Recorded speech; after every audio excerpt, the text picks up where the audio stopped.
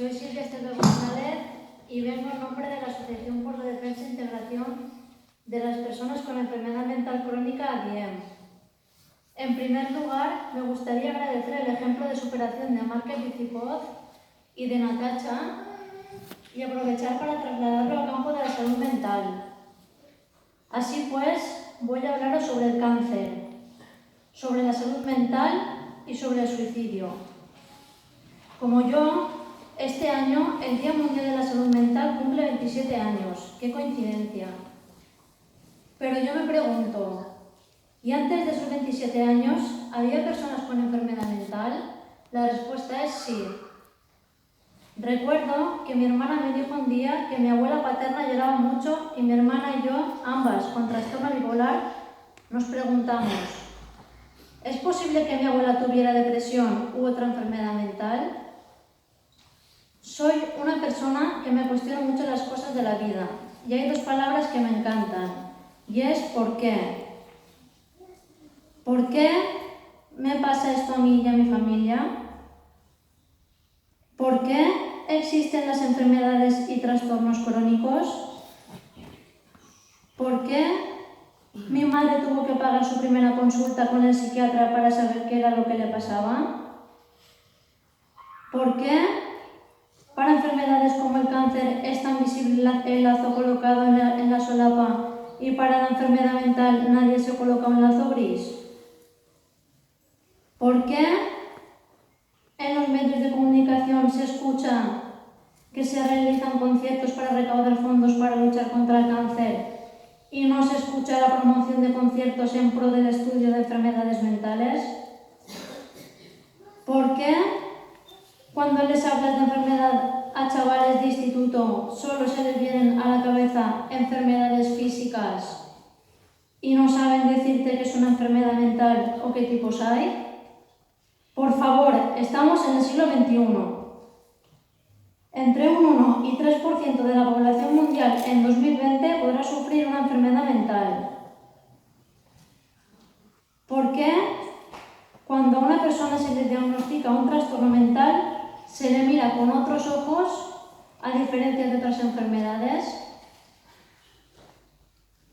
¿Por qué en España muere más gente por suicidio que por accidentes de tráfico? Mi tía vio un cartel en urgencias que decía más de 3.000 personas se suicidan en nuestro país al año, la mayoría hombres.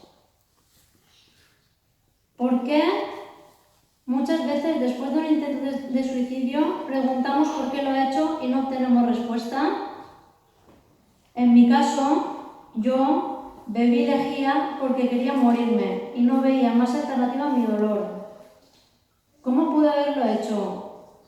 Ahora sé que no lo haría de ninguna de las maneras.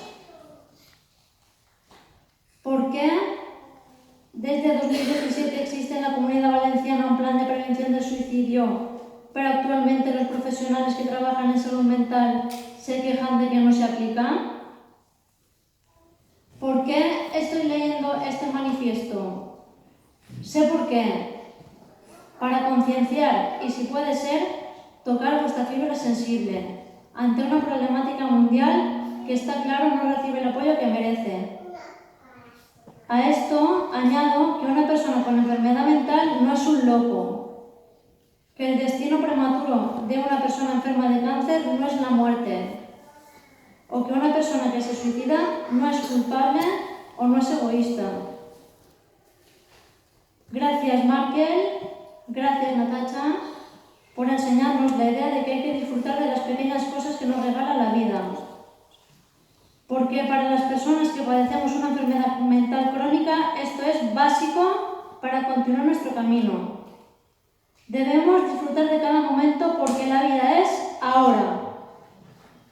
De todas las experiencias que vivimos aprendemos algo. A veces pasan tan de repente que no nos dan tiempo ni asimilarlas. ¿Qué papel más importante tienen las emociones en todo esto? La desesperación y la esperanza, el bien y el mal, sentirse sano o sentirse enfermo, la tristeza y la alegría, el miedo y el valor, la ira y la paciencia, la ignorancia y el perdón. Para finalizar, diré que hay que besar, abrazar y decir te quiero muchas, pero que muchas más veces, y se puede ser diariamente. Yo lo hago. Debemos vivir la vida como si cada día fuera el último. Recordad que todos somos especiales por alguna razón. Y solo me queda añadir que me gustaría recordar a mi amiga Irene, que era y es muy especial para mí. Falleció hace 2 semanas de cáncer. Desde aquí solo quiero decirte, Irene, te quiero mucho y siempre estarás en mi corazón. Muchas gracias por escucharme.